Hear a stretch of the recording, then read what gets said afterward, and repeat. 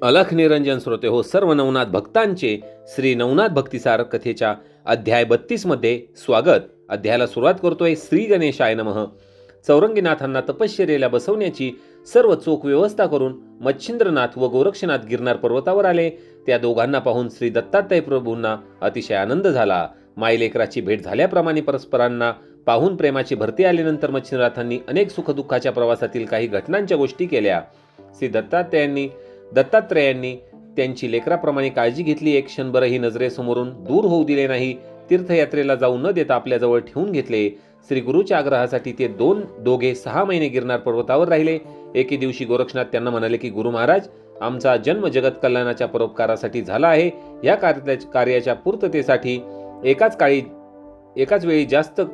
जागी जास्त काळ घालवणे संयुक्तुक नाही. ही गोष्ट आपल्याला चांगली माहीत आहे. तेव्हा कृपा करून आपण आम्हाला तीर्थयात्रेला जाण्याची अनुज्ञा द्यावी. त्यांची इच्छा मानून दत्तात्रयांनी त्यांना जाण्याची अनुमती दिली. दत्तात्रयांची प्रेमळ छत्र छाया सोडून जाताना त्यांना फार वाईट वाटत होते. डोळ्यातून विरहाचे दुःख अश्रुरूपाने वाहत होते. पाऊले जड झाली होती. गिरनार पर्वत उतरून मच्छिंद्र व गोरक्षनाथ काशी क्षेत्री जाण्यासाठी निघाले. फिरता फिरता ते प्रयागला येऊन पोहोचले. त्यावेळी तेथे त्रिविक्रम राजा राज्य करत होता. रेवती ही त्याची राणी. त्यांना एकही अपत्य नव्हते. त्रिविक्रम राजाचे प्रजेवर अपत्य वत प्रेम करीत असे. तो परम उदार, न्यायी, धर्मशील, ज्ञानी, परोपकारी, प्रजाहित रक्षक होता. त्याच्या राज्यात प्रजा अत्यंत सुखी समाधानी होती. प्रजेचे राजा व राणीवर फार प्रेम होते. मच्छिंद्र गोरक्ष ज्यावेळी प्रयागला आले त्यावेळी त्रिविक्रम राजा स्वर्गवासी झाला होता. राज्यात हाहाकार उडाला होता. सारी प्रजा शोकसागरात बुडाली होती. राणी रेवतीच्या दुःखाला पारावर उरला नाही. प्रजेच्या दुःख विलाप पाहून मच्छिंद्रनाथांना हळहळ वाटली. राजा सद्गुणी प्रेमळ असल्याशिवाय प्रजा एवढा आकांत करणार नाही ते त्यांनी ओळखले. एक क्षण त्यांच्या मनात राजाला जिवंत करावे म्हणजे सर्व प्रजा हरभरीत होईल. मग त्यांनी अंतर्ज्ञानाने राजाची आयुष्य मर्यादा शोधून पाहिली. पण राजा संपूर्ण आयुष्य भोगूनच मरण पावला होता. त्याचा आत्मा सप्तलोक ओलांडून ब्रह्मस्वरूपात विलीन झाला होता. पुन्हा भूलोकात जन्म घेणे शक्य नव्हते, कारण मूळ बीजच नाहीसे झाले होते. त्यामुळे मच्छिंद्रनाथांचा नाईलाज झाला आणि गोरक्षनाथांना घेऊन ते आपल्या तेथून निघाले. पण गोरक्षांचा तेथून पाय निघेना. अनिच्छेने तो तेथून निघाला. ते दोघे गावाबाहेर पडले. तेथे जवळच अरण्यात एका शिवमंदिरात विश्रांतीसाठी थांबले. तेथून काही अंतरावर समोरच स्मशानभूमी होती. तेथे राजा त्रिविक्रमाचा मृतदेह अंत्यसंस्कारासाठी नेण्यात आला. त्यावेळी आलेले लोक राजाचे सद्गुण आठवून त्याचे गौरवाने स्तुती करत चालले होते. ते ऐकून गोरक्षनाथांचे हृदय भरून आले. प्रजेचा शोक त्यांना सहन होईना. त्यांनी राजाला जिवंत करण्याविषयी मच्छिंद्रनाथांना अनेक वेळा विनंती केली, परंतु मच्छिंद्रनाथांनी त्यांना गप्प राहण्याची खूण केली. परंतु गोरक्षनाथ अस्वस्थ झाले. ते म्हणाले की गुरुजी, लोकांचा आकांत मला पाहवत नाही. आपण राजाला जिवंत करून प्रजेला आनंद द्यावा. तुम्ही करीत नसाल तर मी राजाला जिवंत करतो. मच्छिंद्रनाथ म्हणाले की असा भावनावश होऊन घाई करू नकोस. तुला कल्पना नसेल, परंतु वस्तुस्थिती अशी आहे की तुझे शक्ती सामर्थ्य इथे उपयोगी नाही. त्यावेळी गुरुने आपल्याला कमी लेखले. आपल्यातील सामर्थ्याचा असा उपहास केलेला पाहून गोरक्ष ही जिद्दीला पेटला व मच्छिंद्रनाथांना आव्हान देत म्हणाला की राजाला पुन्हा जिवंत करून मी प्रजेला सुखी करणार आणि माझ्या हातून ही गोष्ट झाली नाही तर मी स्वतः अग्निकाष्टे भक्षण करील आणि प्राणत्याग करील आणि कोटी वर्ष कुंभीपाक नरक भोगीन, अशी माझी प्रतिज्ञा आहे. गोरक्षनाथांचे बोलणे ऐकून मच्छिंद्रनाथ म्हणाले की बाळा, अरे हे काय भलतीच प्रतिज्ञा करून बसलास. हा राजा पुण्यकर्म केल्याने ब्रह्मस्वरूपात विलीन झाला आहे. तो परत येऊ शकणार नाही. तेव्हा गोरक्षनाथ विचारमग्न झाले. त्यांनीही पुष्कळ शोध घेतला आणि आपल्या गुरुच्या बोलण्यातील सत्याचा अनुभव आला. ते निराश झाले. बोलल्याप्रमाणे अग्नी पेटवण्यासाठी लाकूड फाटा गोळा करू लागले.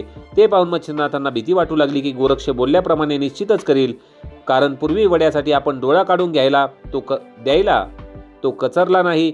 म्हणून त्यांनी गोरक्षनाथाला जवळ बोलावले आणि म्हणाले की तू लोककल्याणासाठी स्वतःचा प्राण त्याग करायला तयार झालास, परंतु तुझे प्राण वाचवणे गुरु या नात्याने माझे कर्तव्य आहे. म्हणून तुझे वचन राखण्यासाठी मी एक पर्याय सांगतो. मी राजाच्या देहात प्रवेश करतो. त्या देहात राहून मी राजाच्या नावाने सर्व व्यवहार करीन. 12 वर्षानंतर मी माझ्या देहात पुन्हा प्रवेश करील, परंतु तू माझा देह नीट सांभाळून ठेव. हे ऐकून गोरक्ष विस्मयचकित झाला. त्यांनी मच्छिंद्रनाथांना समाधानाने त्वरित संमती दिली. मच्छिंद्रांनी योग सामर्थ्याने आपला देह निश्चल करून राजाच्या मृतदेहात प्रवेश केला आणि ते त्वरित उठून बसला. राजा जिवंत झालेला पाहून तेथील दुःखी वातावरण बदलून गेले. शोकाकुल जनसमुदाय आनंदित होऊन देवाचे आभार मानून राजाचा जय जयकार करू लागला. स्मशानभूमीवरील अग्निदेवतेला शांत विण्यासाठी लोकांनी राजाची सुवर्ण प्रतिमा करून त्यावर विधीपूर्वक प्रेतसंस्कार करून त्याला अग्नीच्या स्वाधीन केले. मग लोकांनी आनंदाच्या जल्लोषात राजाला वाजत गाजत नगरात आणले. इकडे शिवमंदिरात गोरक्षनाथांपुढे यक्ष प्रश्न उपस्थित झाला की मच्छिंद्रनाथांच्या देहाचे 12 वर्षे कसे संरक्षण करावे तेवढ्यात एक पुजारीण तेथे आली. गोरक्षनाथांच्या मनात विचार आला की तिची मदत घेण्याचे ठरवले व त्या दृष्टीने तिला विश्वासात घेऊन सर्व सत्य घटना सांगितली. ते म्हणाले की माझ्या गुरुने माझ्यावर मोठी जबाबदारी सोपवली आहे. तो या संबंधी कोठे बोलू नको आणि गुरुचे शरीर 12 वर्षे सुरक्षित राहील अशी एखादी गुप्त जागा दाखव.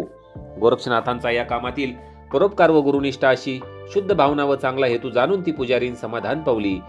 त्या वतीने तिने एक गुप्त भुयार दाखवले. ते पूर्णपणे सुरक्षित असल्याची खात्री करून गोरक्षनाथांनी मच्छिंद्रनाथांचा देह तेथे ठेवला व भुयाराचे दार काळजीपूर्वक बंद करून टाकले की बाहेरून कोणालाही त्याबद्दल कल्पना येणार नाही. सर्व काही व्यवस्थित करून गोरक्ष बाहेर शिवमंदिरात येऊन बसले. तेव्हा पुजारीन म्हणाले की साधू महाराज, हा देह 12 वर्षे चांगल्या स्थितीत कसा राहील? तेव्हा तो म्हणाला की माझे गुरु अमर महान तपस्वी आहेत. तो प्रलय काळापर्यंत आहे, त्या स्थितीत राहू शकतो.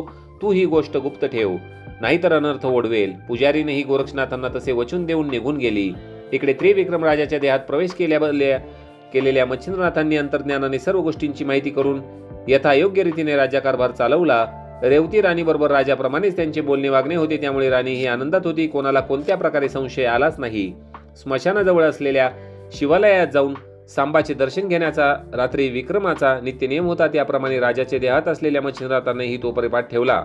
त्याप्रमाणे ते मंदिरात गेले. तेथे त्यांना सर्व समक्ष गोरक्षनाथांची चौकशी केली. राजा गाभाऱ्यात दर्शनासाठी गेला तेव्हा त्याने आपला मृतदेह ठेवलेली जागा नीट माहिती करून घेतली. गोरक्षाबरोबर केलेले बोलणे बरोबर भाषेत झाले असल्यामुळे कोणालाही कळले नाही. दर्शन घेऊन काही वेळ राजाने तिथे थांबून परत महालाकडे निघाला. अशा प्रकारे त्यानंतर तो दररोज त्या मंदिरात जाऊन स्वतःचा मृतदेह सुरक्षित आहे की याबद्दल खात्री करून घेत असे. गोरक्षाबरोबर मन मोकळ्या गोष्टी करून राजवाड्याकडे परतत असे. 3 महिने गोरक्षनाथ तेथे राहिला. त्यानंतर त्या जागेची आता खास संरक्षण व्यवस्था करण्याची आवश्यकता नाही हे लक्षात आल्यावर एके दिवशी राजा देवदर्शनासाठी आला असताना गोरक्षनाथ म्हणाले की राजा, आता आम्ही तीर्थयात्रे जातो. तुम्ही स्वतःच्या शरीराचे संरक्षण करण्यास समर्थ आहातच, त्यामुळे आपले हित साधून योग साधना करावी आणि मला तीर्थयात्रेला जाण्याची परवानगी द्यावी. त्याप्रमाणे गोरक्षनाथ गुरु आज्ञेप्रमाणे तीर्थयात्रेस निघून गेला. पुढे 6 महिन्याचा कालावधी गेला आणि राणी रेवती ही गर्भवती राहिली. यथावकाश तिला एक पुत्र झाला. त्याचे थाटात बारसे करून धर्मनाथ नाव ठेवण्यात आले. धर्मनाथ 5 वर्षाचा झाला. राजा राणी एके दिवशी पुत्राला घेऊन शिवमंदिरात दर्शनासाठी गेले. राणीने श्री शिवाची षोडशोपचारे पूजा केली. पूजा झाल्यावर राजा धर्मनाथासह बाहेर गेला. तेव्हा राणी शिवाची प्रार्थना करू लागली. ती म्हणाली की हे शिवशंकरा, हे गिरिजापते, तुझ्या कृपेने मला सर्व काही प्राप्त झाले. कसलेही उणे राहिले नाही. मी तृप्त समाधानी आनंदी आहे. परंतु एक मागणी आहे, मला सौभाग्यवती असताना मरण दे. राणीचे हे शब्द ऐकून तेथे असलेली पुजारीने एकदम हसली. राणीला तिचे हसणे खटकले. तिने तिला हसण्याचे कारण विचारले, पण पुजारीन गप्प बसली. राणीने तिला वारंवार विचारून बेजार केले. तेव्हा तिचा नाईलाज झाला. ती म्हणाली, माझ्या हसण्याचे कारण आपण विचारू नये, त्यामुळे अनर्थ होईल. मी अतिशय गरीब आहे. आपण संतापाच्या भरात तुम्ही मला मृत्यूदंड द्याल. परंतु राणीने तिला पूर्णपणे अभय वचन दिले.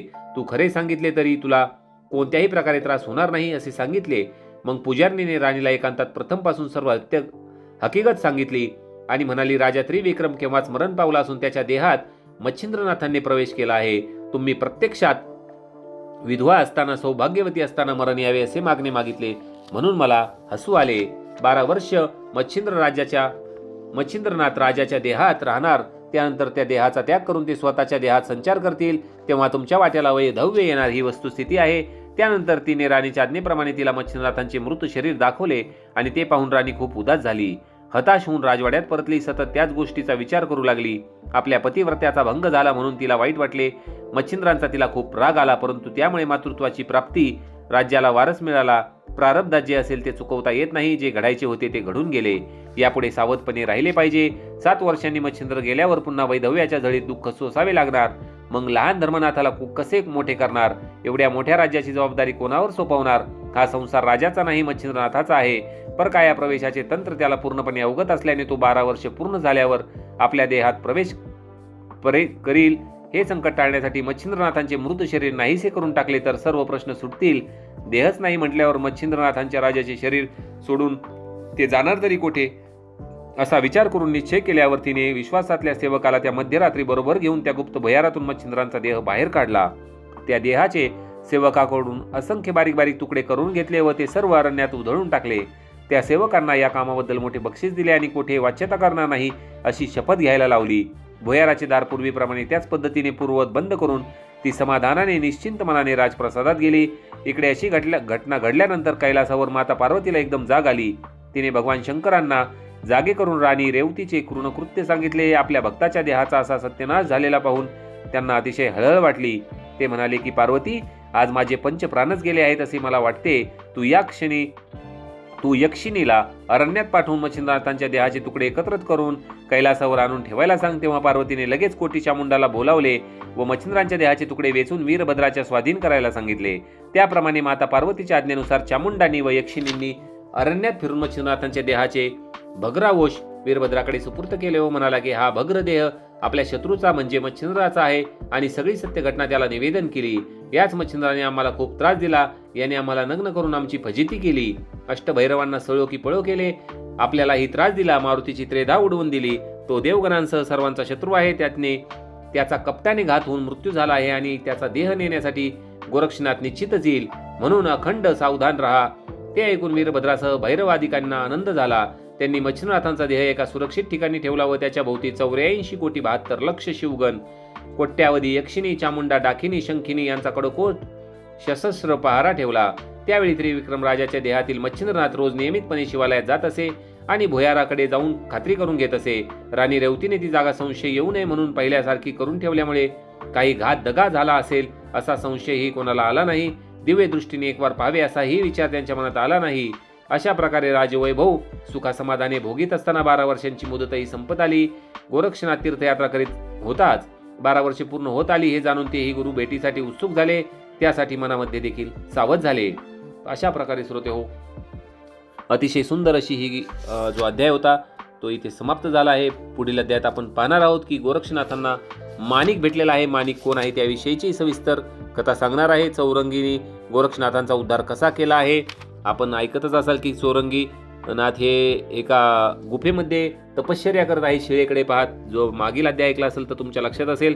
आणि या अध्यायात आता मृतदेह मच्छिंद्रनाथांचा जर आता खराब झालेला आहे, पूर्ण तुकडे करून फेकलेले आहेत. वीरभद्र देखील घेऊन गेलेला आहे. तर मच्छिंद्रनाथांच्या देहासाठी वीरभद्राचे युद्ध जे होणार आहे गोरक्षनाथ करणार आहेत आपल्या गुरुसाठी, त्याची ही कथा पुढील अध्यायात आपण पाहणार आहोत. भेटूया लवकरच पुढील अध्यायात. अलख निरंजन.